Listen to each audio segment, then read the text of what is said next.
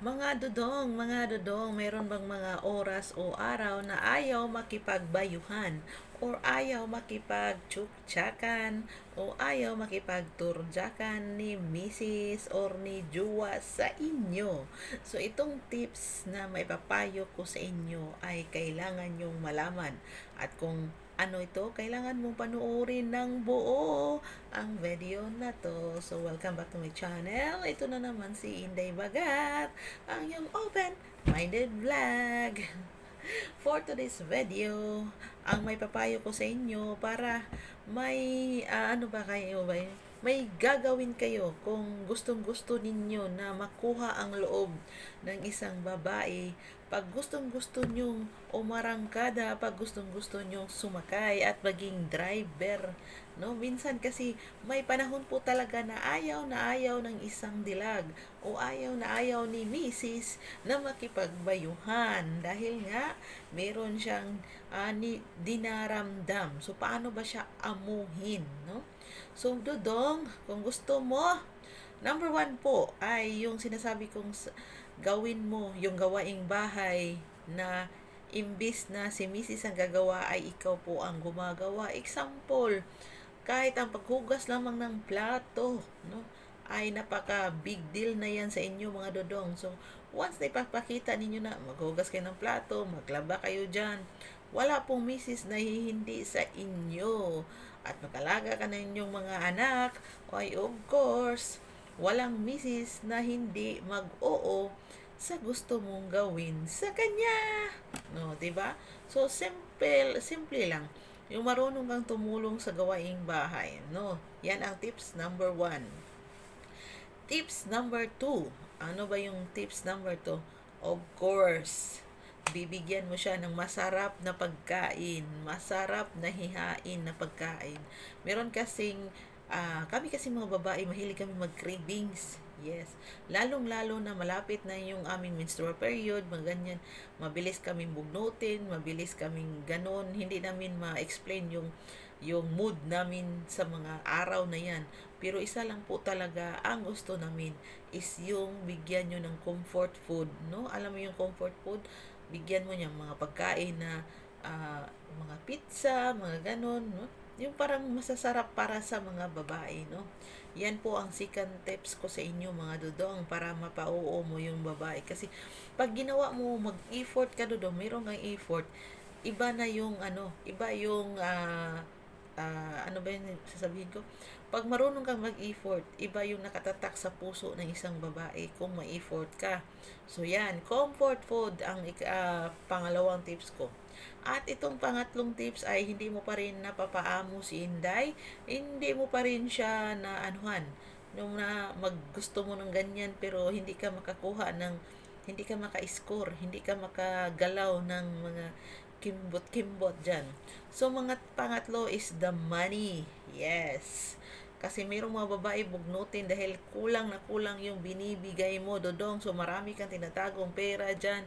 So, kung gusto mo maka-score, imbis na ibayad mo doon sa mga kabaret, imbis na ibayad mo doon sa mga barbar dyan, ibigay mo na lang sa misis mo, nakakatulong ka pa sa gastusin at hindi ka pa magkasakit. Di ba? It's a very good tips, di ba? Hindi ka pa magkasakit kasi si misis lang ang ginagalaw mo at nakakatulong ka pa sa problema ng bahay. Kasi alam ko mga dodong, meron din kayong tinatagong pera dahil sometimes maloko din kayo.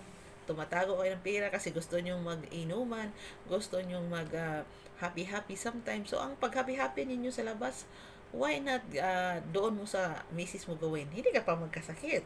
Iwas sakit ka pa. No, so, yun, number 3, bigyan mo ng pera. Pera.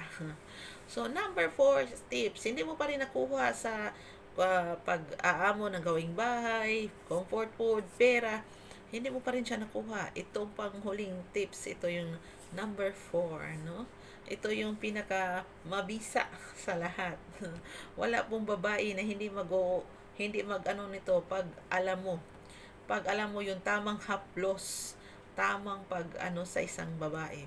So, while ang babae na wala sa mood, lagi kang sinisipa, ayaw kanyang makatabi, ayaw kanyang maamoy, ayaw ka ng ganun. Minsan kami mga babae ay gusto lang naming lambingin kami. The more na sipain kayo, the more naman na ano ba yun, the more, ano ba yun, ang hirap pa sa sa Tagalog kasi Bisaya ko. The more na sipa-sipain ka kasi gusto niyang lumayo is, ang feeling namin gusto naming palapit ka ng palapit. Ganun kasi ang utak ng babae. Ang hirap i-explain ang utak ng babae. Gusto namin lumayo kayo, pero ayaw namin nang lumayo kayo. So, di ba? Ang hirap. Ang hirap ng utak ng isang babae. So, huwag mong pansinin yung mga paninipa niya, pananampal niya dyan, yung pag, ano niya, mga bastos na mga sinasabi niya, ganun, ganun. I-ano mo sa tainga at i-hug mo siya ng napakahigpit. At doon mo, i-ano mo siya, anuhan mo ba na sa tainga, babulungan mo siya sa tainga ng mga sweet words, no?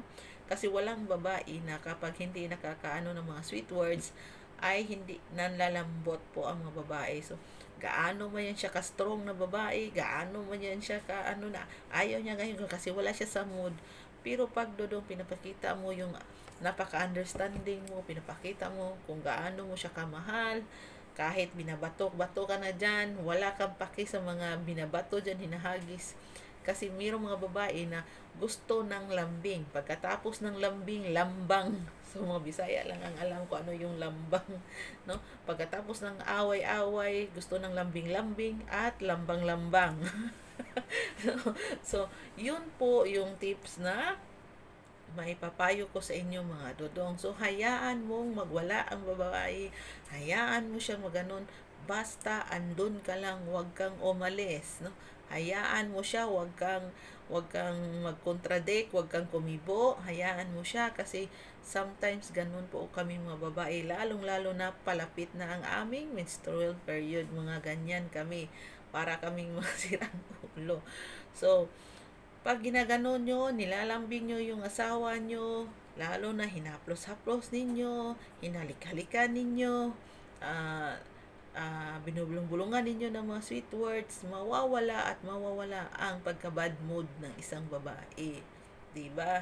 Kasi hindi naman po lahat ng oras ay bad mood kami. So, sana may nakukuha kayong konting kaalaman sa aking tips ngayon sa araw na to, na kung saan, paano nga ba paamuin ang isang babae na ayaw niyang makipagbayuhan sa iyo sa mga oras na yan. Dahil nga, wala siya sa mood. So, sana naanuhan nyo yung mga tips ko ha, kasi mabilisan lang itong mga tips-tips ko kay alam mo naman, may trabaho pa tayo dito.